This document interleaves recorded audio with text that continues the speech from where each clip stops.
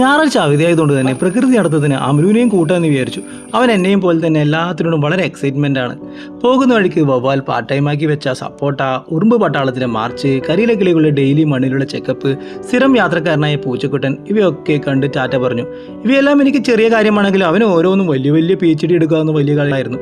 അങ്ങനെ കാഴ്ചകളൊക്കെ കണ്ടുകൊണ്ടിരിക്കുമ്പോഴാണ് വ്യത്യസ്തമായ മഞ്ഞ നിറത്തിലുള്ള വല കെട്ടിയിട്ടുള്ള ഒരു കുഞ്ഞു സ്പൈഡർമാനെ കണ്ടത്. ഇവനെ ഞാൻ എവിടെയോ കണ്ടിട്ടുണ്ടല്ലോ. മനസ്സിലായി, ഇവൻ്റെ അച്ഛൻ വലിയൊരു ജലന്തിയാണ്. പുള്ളിക്കാരൻ വലയൊക്കെ കെട്ടി പക്ഷികളൊക്കെ പിടിച്ചു നിന്നും. ഗൂഗിളിൽ സെർച്ച് ചെയ്തപ്പോഴാണ് ഇവനെ ശരിക്കും പിടികിട്ടത്. ഇവനാണ് ഭീമൻ മരച്ചിലന്തി എന്നറിയപ്പെടുന്ന ഗോൾഡൻ സിൽക്ക് ഓർബ് വീബർ.